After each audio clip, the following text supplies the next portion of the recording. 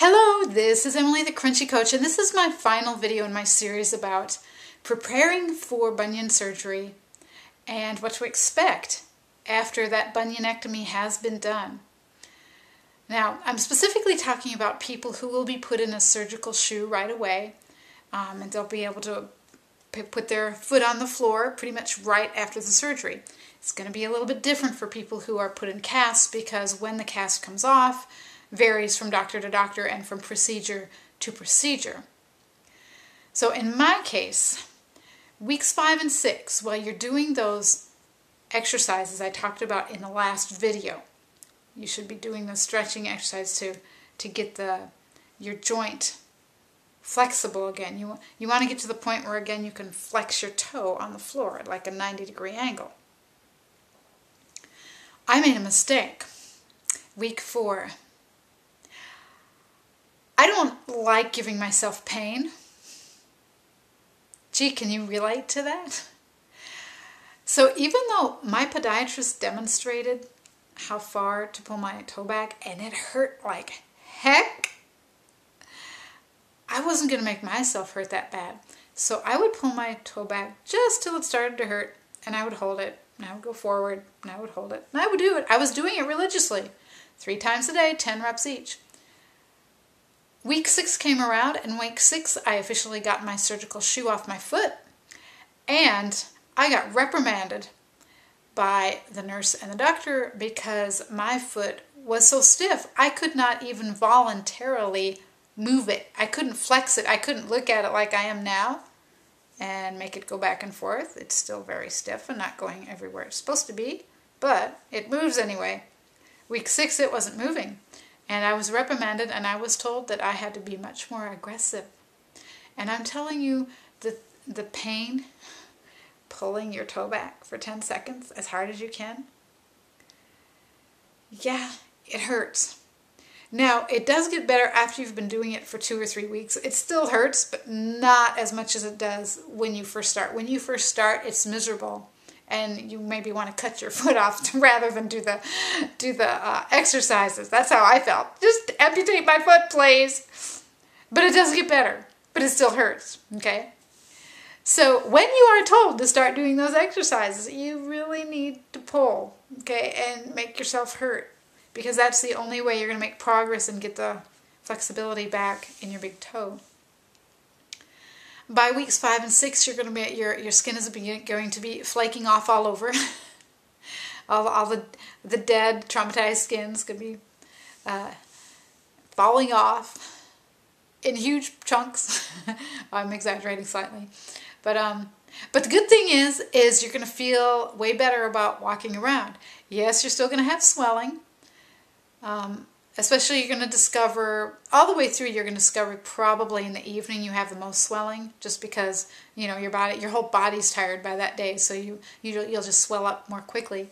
But by weeks 5 and 6, you're gonna be really encouraged that healing is happening, you're able to be more active.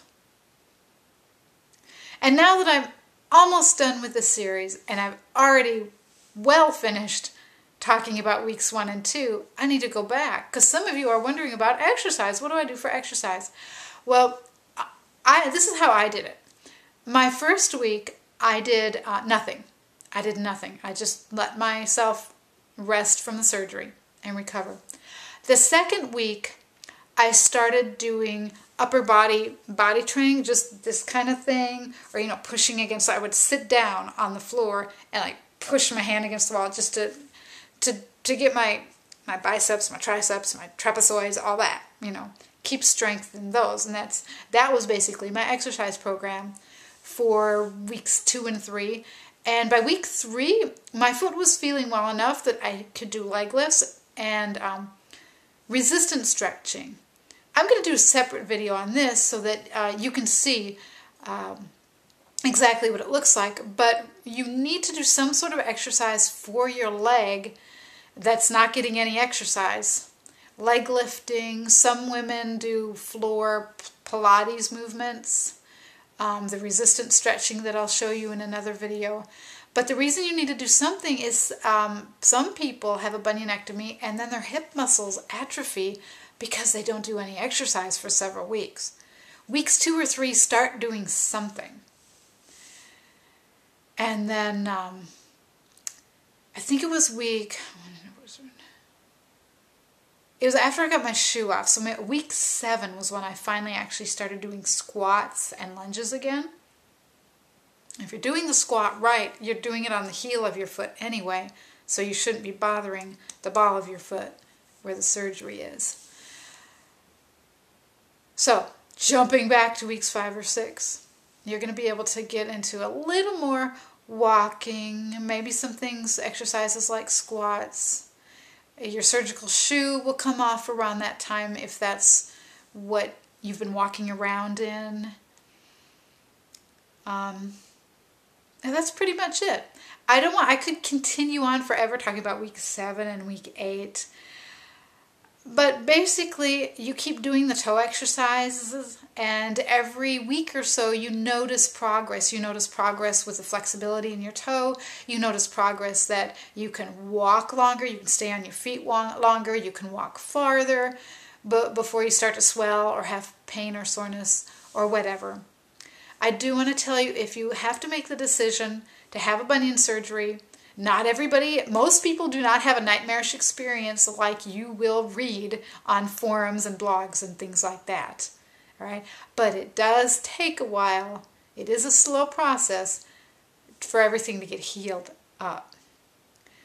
So I hope I've helped you with this series in some way, helped encourage you maybe not to get a surgery if you just have a mild bunion. Maybe think about what alternatives you have. And hopefully I've encouraged you that it's not so horrible. You can make it through. And there's actually a Facebook page I could tell you about. Look up on Facebook, I Survived a Bunionectomy. And there's a group you could join there that just recently started a couple weeks ago from when I'm recording this video.